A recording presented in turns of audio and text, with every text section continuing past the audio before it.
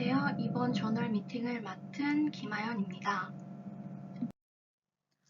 제가 발표할 논문의 제목은 Systemic Review on Hybrid EEG Apneas in Brain-Computer Interface입니다. 본 논문은 Biomedical Signal Processing and Control에 게재되었고, 이 저널의 임팩트 팩터는 5.076이며 엔지니어링 바이오메디컬 분야에서 Q2에 해당합니다.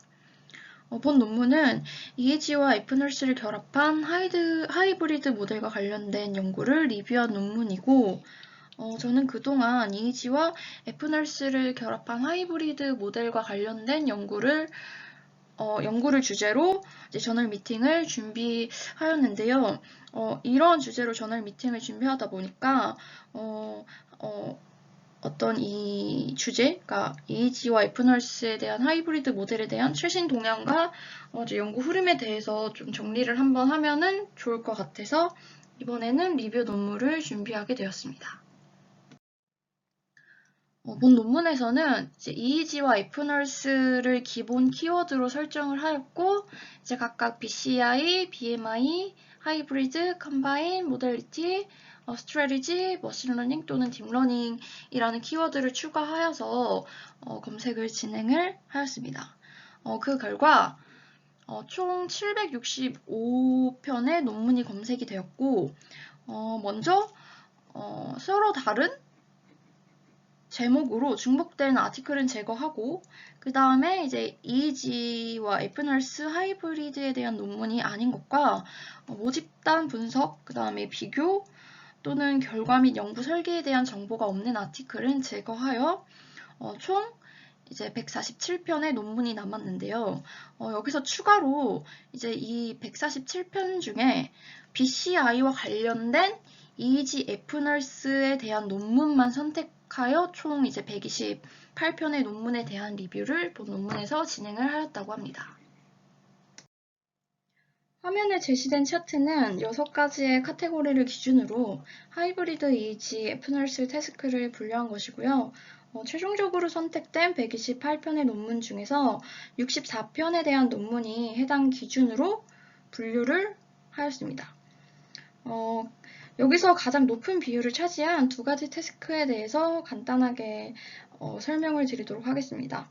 먼저 하이브리드 EEG 애프너스에서 가장 많이 연구된 토픽은 32.8%로 멘탈 태스크이며, 이 태스크는 특정 피질 영역에서 일렉트리컬한 노이즈가 적기 때문에 브레인 액티비티를 더 정확하게 해독할 수 있어서 널리 사용되고 있는 접근법이라고 합니다.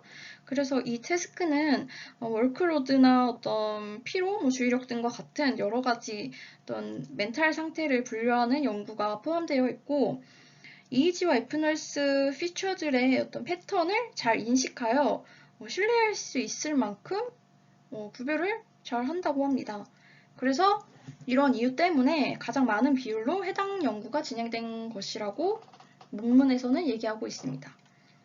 그리고 이제 두 번째로 높은 연구 비율을 나타내고 있는 모럴 컨트롤 태스크는 이제 하이브리드 EEG 애프너스의 더 높은 성능을 활용하여 어떤 여기에 C로 나와 있는 센서리 모럴 리듬과 같은 이제 BCI 기반의 모럴 컨트롤을 더욱 잘 구별할 수 있는 실험이 포함되어 있다고 합니다. 다음으로 아래 이제 두 차트는 테이블 4에 있는 이 스티뮬러스 모델리티와 멘탈 태스크에 있는 이 각각의 키워드를 이제 어떤 비율로 나타내어 본 차트입니다. 그래서 먼저 왼쪽 하단에 있는 차트를 살펴보면은 이 스티뮬러스 같은 경우는 이제 오퍼렌트가 35.9%로 가장 많은 연구에서 어떤 자극으로 사용이 되었고, 그 다음에는 이제 22.8%의 비주얼한 자극이 그 다음으로 많이 사용이 되었고, 이제 세 번째로는 드라이빙 태스크와 같은 월크로드가 21.7%로 이제 연구에 사용이 되는 것을 확인할 수 있었습니다. 또한 오른쪽 하단을 살펴보면은 이제 멘탈 태스크에 대한 부분인데요. 멘탈 태스크 같은 경우는 크게 이제 패시브와 액티브로 나뉘어져 있는데요.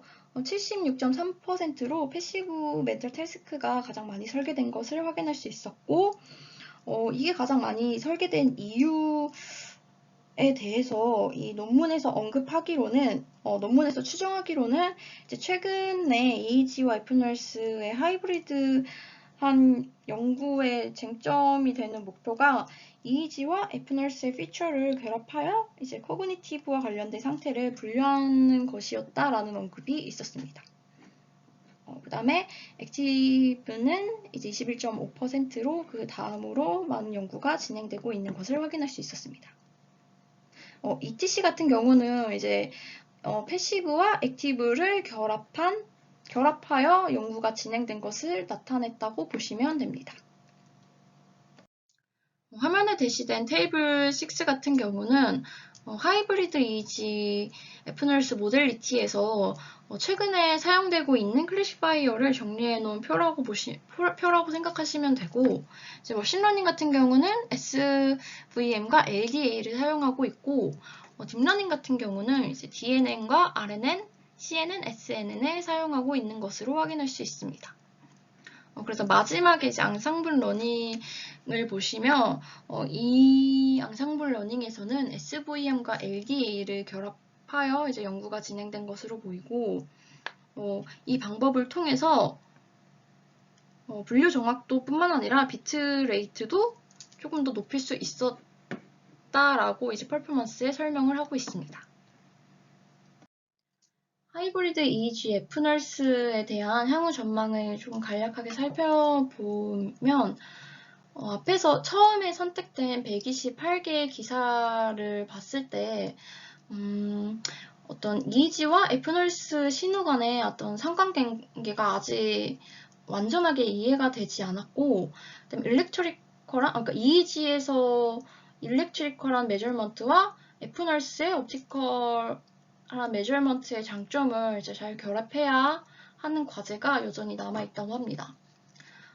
그리고 이 두 가지의 모델리티 결합의 이점을 좀 더 극대화하기 위해서는 어떤 EEG와 애프너스를 분석하는 데 있어서 사용 가능한 어플리케이션이라든가 알고리즘을 탐구하기 위해 더 많은 연구가 진행이 되어야 하고, 또한 하이브리드 EEG 애프너스는 신호 처리와 분석에 있어서 아직 이제 어떤 표준화된 절차를 가지고 있지 않아서 비교와 해석이 어렵다고 합니다. 따라서 이제 EEG가 가질 수 있는 템포럴한 레졸루션의 장점과 애프너스가 가질 수 있는 이제 높은 스페이셜한 레졸루션 장점을 적절히 활용할 수 있는 연구가 이제 계속 진행이 되어야 한다고 이 논문에서는 얘기하고 있습니다. 앞에서 설명드린 이 128편의 논문을 토대로 어떤 결론을 간략하게 설명을 드리면, 하이브리드 EEG 애프너스의 적용이 아직 초기 단계에 있고, 애프너스의 스페이셜한 장점과 EEG의 템포럴한 이점을 강조해서 연구가 진행이 된다면, 미래에는 이 하이브리드 EEG 애프너스의 알고리즘과 어떤 피지컬한 시스템 설계를 개선할 수 있는데 도움이 될 수 있다라고 보고 있고요. 그 다음에 복잡한 정보를 처리해야 하는 분야의 같은 경우는 어떤 EEG나 애프너스 단일 모델을 사용하기보다는 이런 하이브리드 모델을 사용해서 어떤 응용할 수 있는 프로그램을 지속적으로 개발할 필요가 있다라고 얘기를 하고 있습니다. 그러면 제 발표는 여기서 마치고 들어주셔서 감사합니다.